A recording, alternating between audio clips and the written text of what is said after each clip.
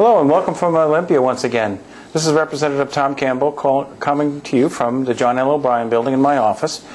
And just got out of my committee that I chair, Environmental Health. It's been kind of a fast-paced day. But I want to kind of go back to yesterday, if I could, and talk a little bit about the governor's speech on the state of the state. It's the governor's responsibility to come to the legislature and kind of go over her view of things, talk about her budget in this case, and some solutions that she sees ahead. I have to tell you, listening to that speech, and I've listened to many of them from Governors Lowry and Locke, and now Governor Gregoire, I was impressed both with the style and the content of the speech. I think it was heartfelt, and I don't think anyone could disagree with the goals that the governor set and the things and the intentions of the governor's desire to move forward. But there's a lot to consider, and even with the best of intentions, there's a lot of consequences. So with that, I have to tell you that I'm not moved in my problems I have with the initial talk of these different taxes that are on the table right now.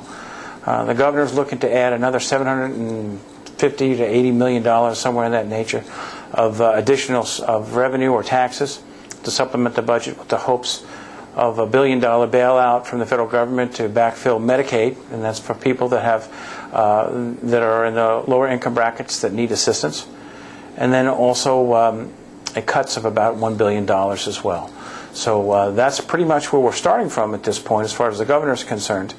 I've looked at some recent statistics that show that if we raise the sales tax from 6.5 to 7.3, that we can expect to lose around almost 7,000 jobs by the year 2013, which to me is entirely unacceptable.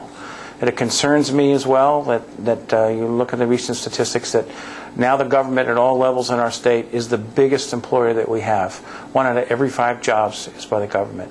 And that's not to condemn the people that work for the government. I know a lot of them are good people, and they do important jobs. That's not the issue. The issue is the private sector economy and private jobs funds public jobs. So important things like police and fire and corrections and education and higher education, all important things that we must have. At the same time, we must pay for them. And so as a result, we're seeing our private sector dwindle. And that's really where I think our economic development has to happen. We have to really work at ways to save jobs, but also create new ones. When we look at some of the statistics again, we've lost 170-some-odd thousand jobs in the private sector over the last few years. And indeed, we've added over 300 new ones in the public sector. Now, if you look at that on its face, it's a problem. Again, not holding any state employee or local government employee accountable for that. I think we, the policymakers, should be held accountable to that. And I think we need to make some serious corrections now. Ladies and gentlemen, I'm here to tell you that if we don't change this path that we're on right now, next year will be a most dire year, making these last 2 cycles seem rather minor. We will not be getting a $4 to $5 billion bailout. We will be seeing a huge increase in the needs if we do not cut the programs that we need to cut them now. There'll be tough choices, but they have to be made. The most vulnerable need to be spared. We need to make sure that our DD community is covered, and that we make sure that our corrections are not impugned in any way. And our police officers are not only given the proper legislative relief as far as protections and laws, but also proper funding, and to make sure that we have adequate numbers and the things that they need to protect us.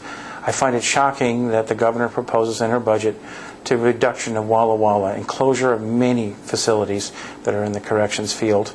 The Department of Corrections is already at an all-time low of supervision. We can't allow this to go on. So it's a priorities issue to me as much as anything else. So I have lots of problems, and again, I compliment the governor of her tremendous heart in the direction that she wants to go. But we've got to go a different way, and I think we're going to have quite a fight on our hands as we push along. To move back to just a second to today, we had a procedural motion that was earlier I talked about on Facebook. And procedural motions are something you need to understand. That's something that it's actually the running of government, and what happens is the majority party decides where bills go. And sometimes the minority party, in this case the Republicans, did not want those 2 bills to go back to those committees because they knew, frankly, that they would just be buried and die. And I showed you on the Facebook that was 2708 and 2669. You can look those up at www.leg.wisconsin.gov wa.gov, and just put those bill numbers in. You can get the full text of them and what they mean. So I'm not going to take too much longer because I've already well exceeded the time I usually allot for this, but there's so much to tell you, and I really, really want to tell you the story as this thing goes. So just know that a procedural vote is a vote where both parties just vote mindlessly, frankly, for or against an issue just on the basis of their party. And that's the way it works. Those two bills have every right to be heard and should be heard. There should be hearings, and we should discuss it. They're important issues, and one of them, the 2708, is an issue on 10th Amendment and our constitutional sovereignty in regards to cap and trade in this case, where the federal government will come in and tell our states what to do and how to do it.